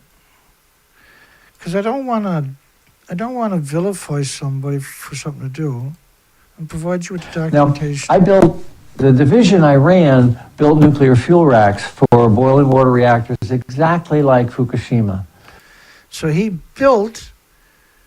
he's suggesting, now I put the two pictures, this picture and the one up there. The square picture is his video. So he's saying it doesn't look like this, it looks like that. So why would you give him 3 seconds of your time? Unit 4. Now his wife was a pro-nuclear spokesperson for 20 years for the nuclear lobbying. It has always been my biggest concern. Now he's showing you, again, he's saying Unit 4 was his biggest concern. If you watched our website, on the very first week of the accident, I was saying that if Unit 4 were to catch fire, you'd have to evacuate Tokyo. So if that happened behind me, you would have to evacuate Tokyo, which is 36 million people in metropolitan Tokyo. Well, clearly that happened. But according to Arnie Gunnarsson, it didn't. If that happened. Remember that. And remember that one, right? But this story is an unusual story for the stuff we cover here. But I'm doing it because it gives you incredible insight into the reactor pressure containment, the vessels, and how they test, and how they have refused now, even 20 years later, to do the tests. And they're going to reopen it.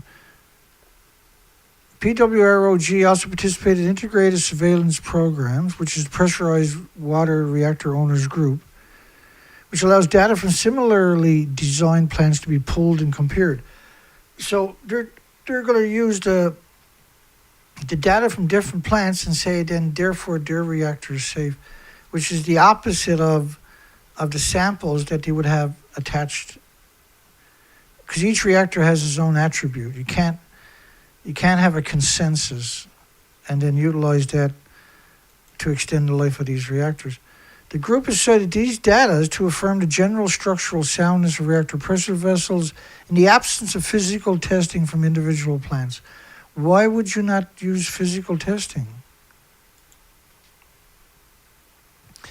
And then it's been found that notably bolts and other support elements around the 1,000 pound per square inch reactor pressure vessel are also subject to deterioration from radiation, heat, and mechanical stress.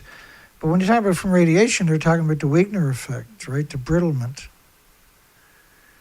And so if you hit the bolt, it'll crack in two. What do you think is going to happen at 1,000 pounds per square inch in this massive infrastructure? Holding together baffles around a reactor at the Indian Point Energy Center plant in Buchanan, New York, was severely worn or missing. So they're acknowledging these particular attributes.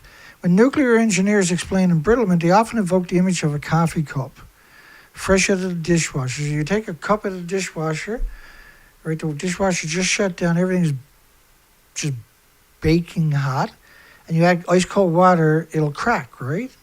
So that's what could happen with the reactor vessels. If that happens, because they're also under 1,000 pounds per square inch or more, then you're talking about a detonation.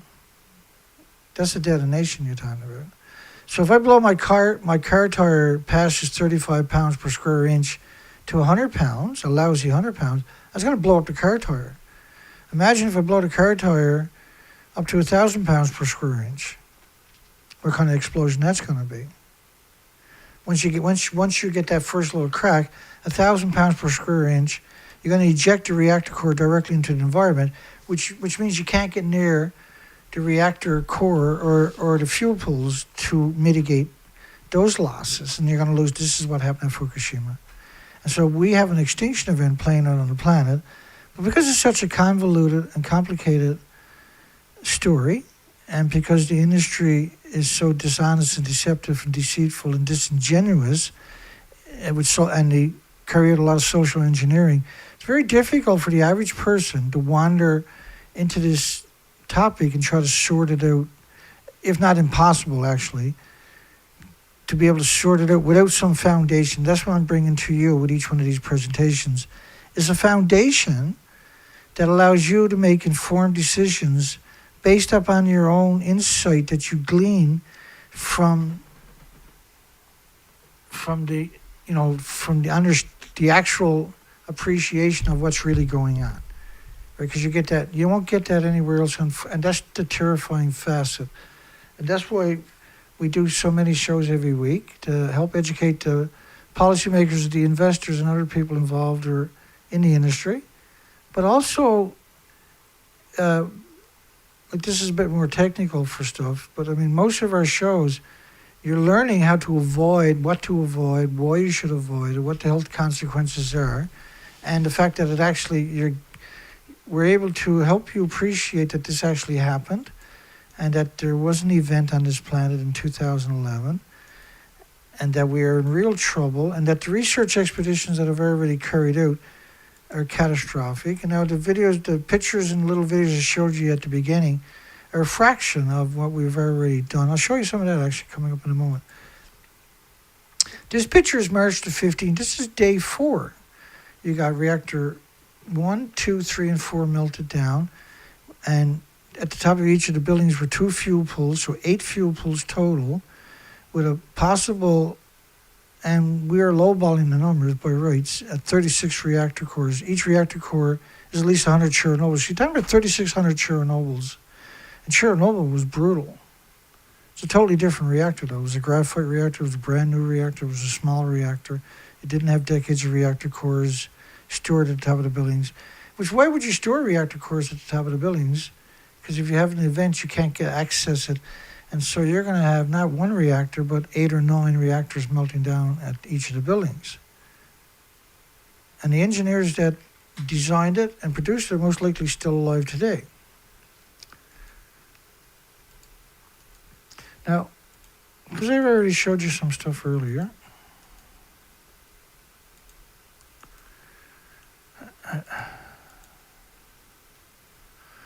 let me just wander over to some of my research expeditions for 6 years in the Pacific Ocean, so you can appreciate why we talk about radiation the way we talk about it. So for 6 years, 4 to 5 months a year, we done research expeditions on the ocean without coming home, from Vancouver, British Columbia to Alaska. That's 27,000 islands. Now, I've approached this in so many different ways. At high tide, I would do stuff like this. And at low tide, I would do stuff like this. This was a typical day, by the way. That night, I washed up on the rocks in a hurricane. I'd already blown a pontoon that morning on barnacles. This was the end of a typical day on the research expeditions. So the reactors really did blow up, despite the cover-up. Both of these reactors, officially, that didn't happen. But officially, you can go download those pictures from TEPCO website themselves, or from the Nuclear Regulatory Commission, or from the International Atomic Energy Agencies. So it did happen. The effects are absolutely real. And so for 6 years, we've done research expeditions. Now, the French government, the IRSN, produced spiked to over 1 million times normal. That's documentation. That's not a projection. That's spike, right? So 1 million and 10 million times cesium. This model is only based on 8 days. So here's their official model. I'm going to play it for you. This is a 16-day model of radioactive fallout. Think of an invisible snowstorm. It starts in Japan, March the 12th, 13, 14. And after 16 days, when this model stops, we're at 16 days. Or no, this model is 31 days. So this is 24 days, 25 days or so. You're covering the whole planet with an invisible snowstorm, but it never stops. Just because the model stopped, that doesn't mean the radioactive fallout. A continuous plume covering the entire planet at 1 million, 10 million times pre-Fukushima levels, which could have been 30 million atoms per cubic meter of air, you're talking about, of just cesium-137, which is a nasty, nasty isotope, but it would have had 100 times more strontium-90. This will aggregate in your muscles, your hearts in particular, and your muscles, and your thyroid gland on top of that. So here's what the coastline looked like in 2011. Very healthy coastline in 2011. And so when we're out doing the research expeditions, my pictures are to the right. The original pictures are to the left. Now, we have models of the Neptunium-239 radioactive fallout. That's based on 20 days of radioactive fallout. Neptunium-239 decays to plutonium-239 after 2.5 days.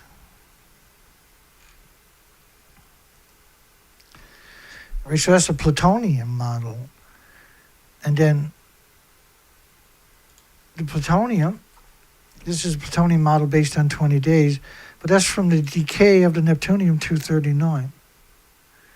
So the research expeditions in 27,000 islands, we hit all the pinch points. The species to your left, I went back for 5 more years after the first year because the species were gone. We were hoping the species would recover. So the species to your left is what it should look like, and to the right is what it actually looks like. And as every year we went back, in order to quantify that the species, we were hoping the species would recover to your left, but they're actually exterminated. And we're talking about an absurd amount of species, an unbelievable, an unimaginable, just a wonderful coastline. But incredible, the diversity was absurd. And so the best way to describe that is an extinction event. And then this is what I looked like in 2019, 5 years ago. And you can see what I look like today. My health has gone to hell, and there's nothing I can do about it. But it took a long time to build this whole operation, put this all together, and get out there and do the research. And so I just took my time and meandered through the 27,000 islands in the middle of nowhere for 4 to 5 months a year. And so what I'm telling you is not up for debate. I'm showing you the documentations of the research expeditions. I have a very keen eye, and I also provide all the documentations for my assertions regularly. Okay, let's come back, pick up where we left off.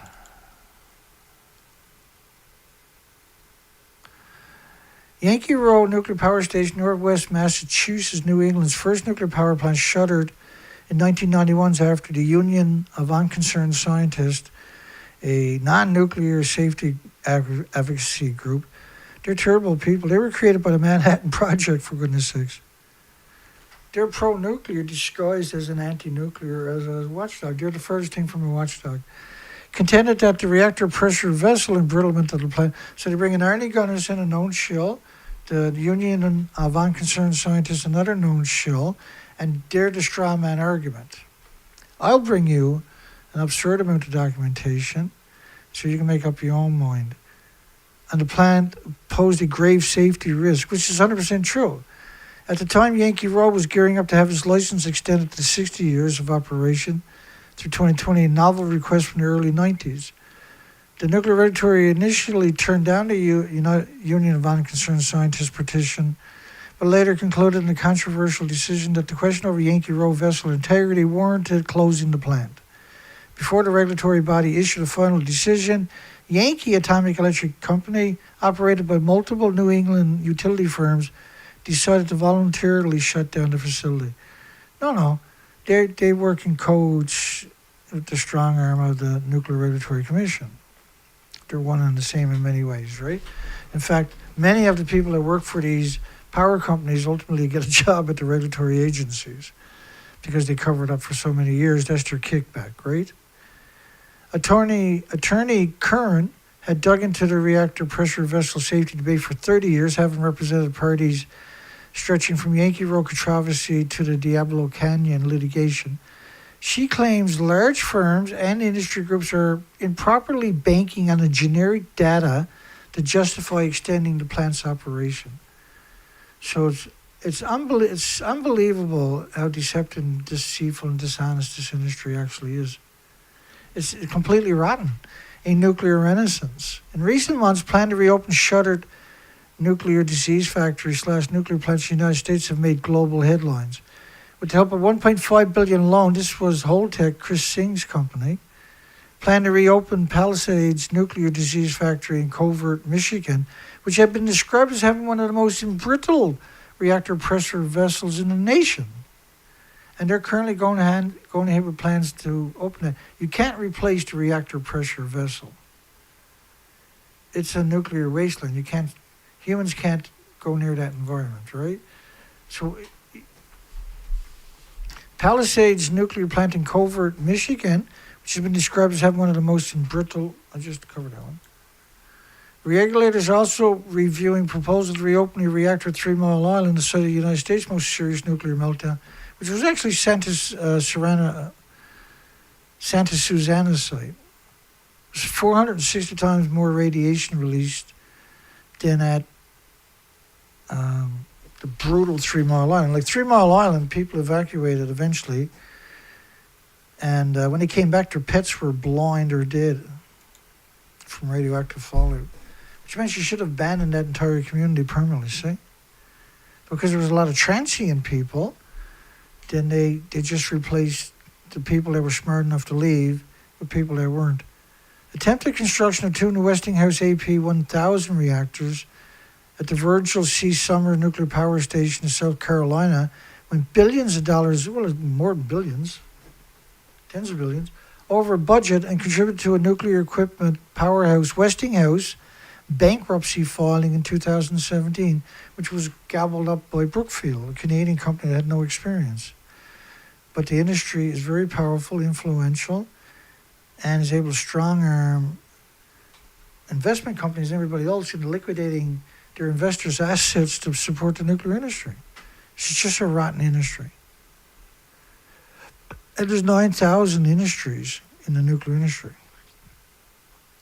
Like nuclear power plants need 1 million corporations material to produce a nuclear reactor. It's stupid. Why would you use nuclear when you can have geothermal with no adverse side effects whatsoever?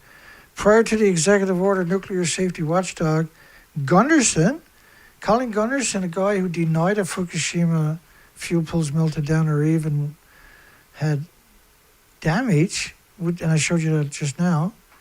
But so you're using the Union of Concerned Scientists, which is actually the Union of Unconcerned Scientists, a straw man, and Gunderson, another straw man, as right, because they don't want to bring in somebody like me, because then people watch my stuff and they're going to like the whole industry's rotten.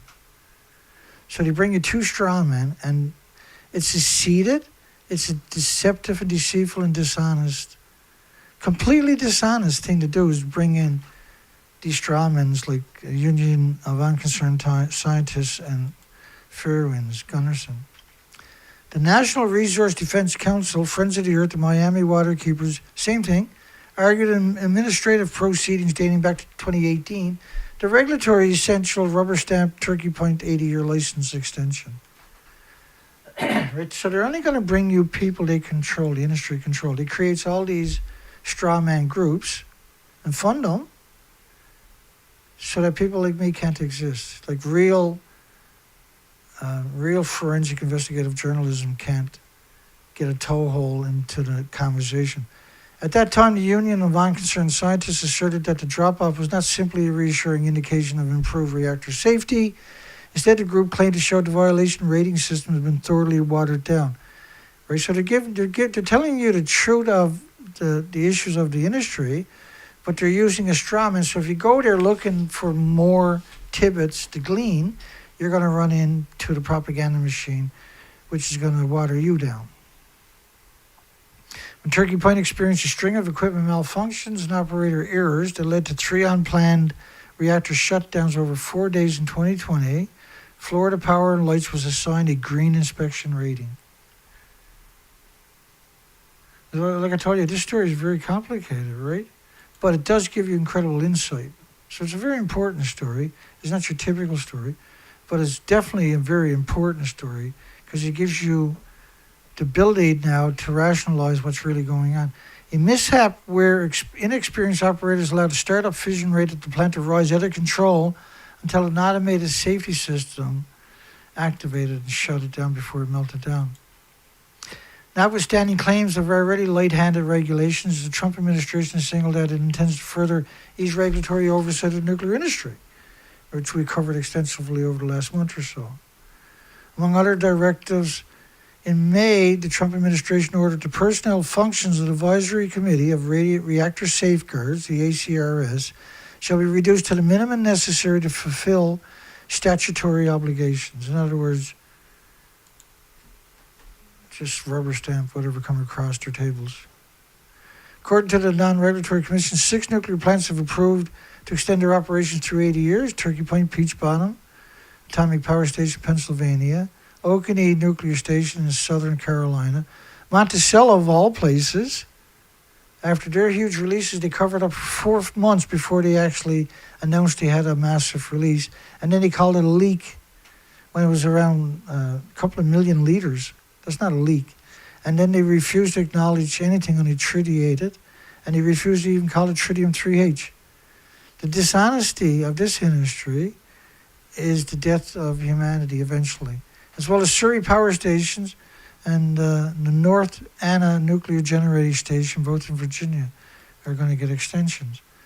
7 more plants' 80-year renewable applications are under review, and more than a dozen additional plants have filed notice of intent to seek the renewals.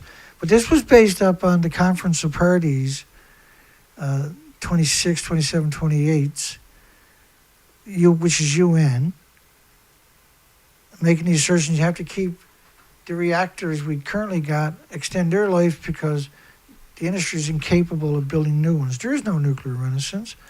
And keeping these flawed reactors that are hemorrhaging radiation from the fuel pools into your environment are destroying your loved ones and your friends, your families, and the species worldwide is the biggest mistake humanity has ever made.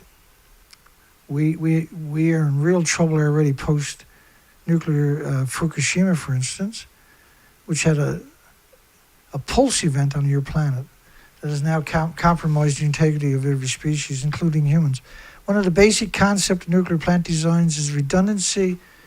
You have to have at least 2 independent components so that if one goes down, the other can still work. But you can't do that with a pressure vessel. There's only one pot holding the core, and if it gets screwed up, it's the end of the story. So why be eloquent about a lot of things, but be uneloquent about that particular facet, see? Like that story is a rotten story, but it does give you some insight, some important insight. And the brutal censorship of me will come back and haunt this industry. The industry has no functional checks and balances for 80 years. So what do you think is going to happen? They have no incentive not to be evil. What do you think is going to happen to an industry that is inherently evil?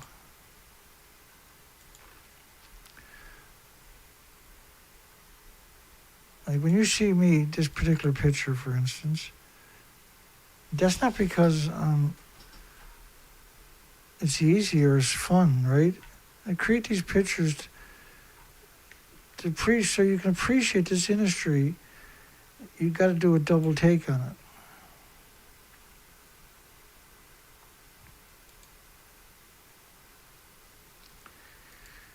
Okay.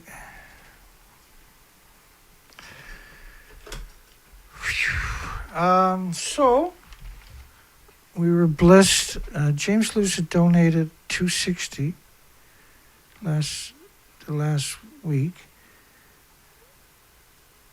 Colette donated $130, and she donated $500 the week before. I forgot to mention. Well, she didn't want me to, but I am going to mention it. Apologies, sorry. And Dana Nasana donated $130, and so we need 20 people for the next couple of months to donate $100 each, because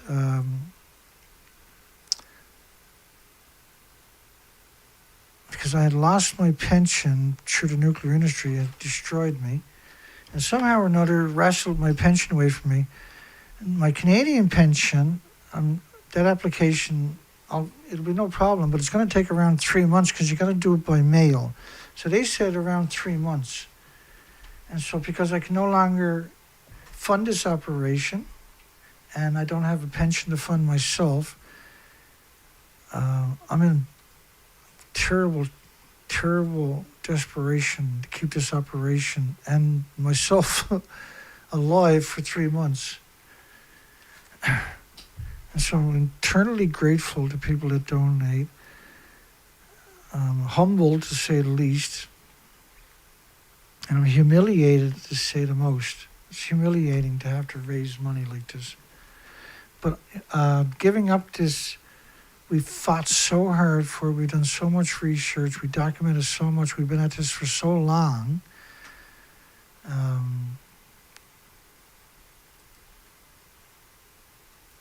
And it's ridiculous that I can't find 20 people to support me after all these years and years and years. Now the links below, I would just use my PayPal. It's Dana Durnford. You'll see it down in the description.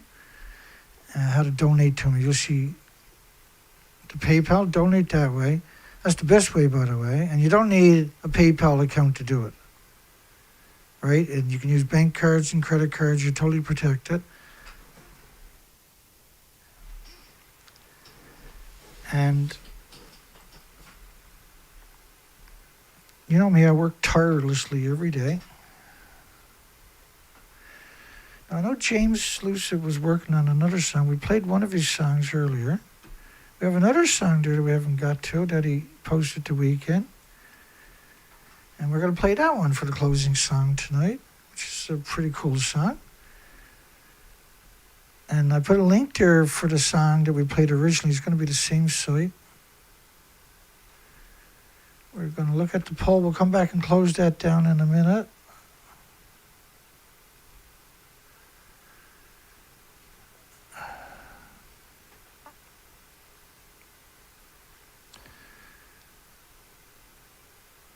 Hello, everybody.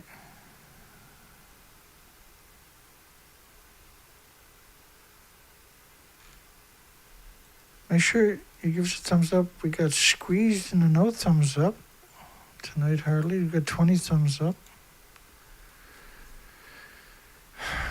And I'm just doing the best I can every day to keep this operation moving forward, to keep the education working. So we played that song there, Never Blame Fukushima. And we're going to play You Don't Know the Dose. And the Radioactive Wasp, I can't remember if we played that. Less Than a Gram is just an amazing song, by the way. We played that tonight. That one's an amazing song. This one is too. And James is known to do different genres. And so not all songs are for everybody, and it was never meant to be. It's meant to reach a lot of different people, right? I can tell you right now, he has some of the most unbelievable music created, and the videos. He does all the graphics and videos himself through AI. It's pretty amazing what one person has created. Have a great night. Hugs for everybody. Extra hugs for those who were able to donate. Bless your hearts. So much I can never articulate. how appreciative I am of that, and the relief and the comfort that brings me that you were able to do it is amazing. I mean, I'm stressed out as it is trying to keep everything moving forward. We're not the bad guys, we're the good guys. Don't forget that. Hugs for everybody. See everybody next show. And get over to James' site and give him some thumbs up. And subscribe. Don't be shy. Take care. 1, 2, 3, go!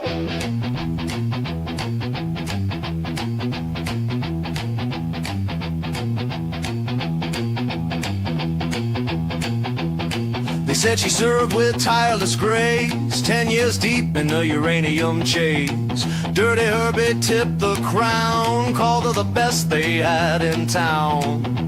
Nails for her father, a stage goodbye. Ramones for the press with a clean supply. It's not a tribute, it's a starter pitch for modular units and a policy switch.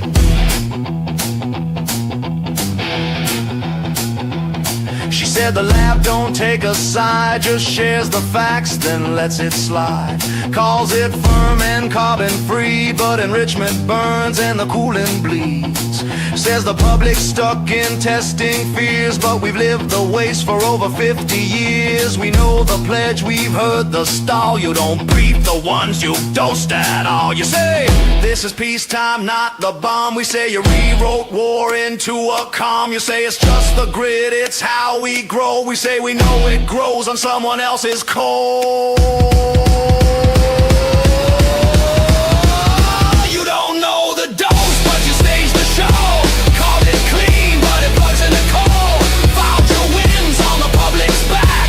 Ran your tests while you cut the facts. You don't know the dose, but you stage the claim. Wrapped it soft, but it cuts the same. Say it's peace, but it's a public dose.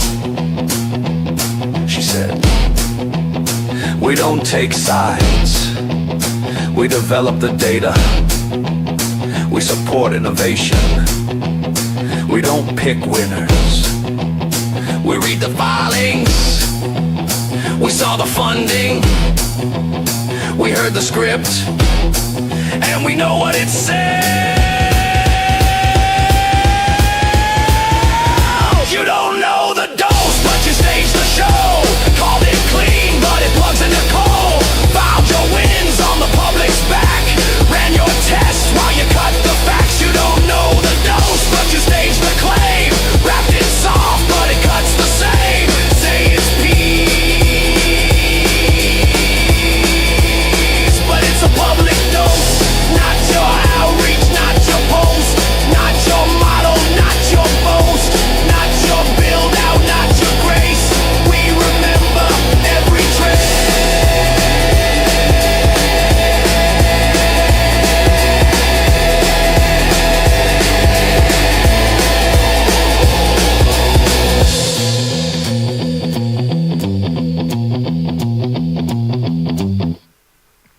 And that was based on Dr. Nelson, that story we covered earlier. You'll find links to that story below that particular video. Have a great night. Hugs for everybody. We'll see you on the next show. Take care.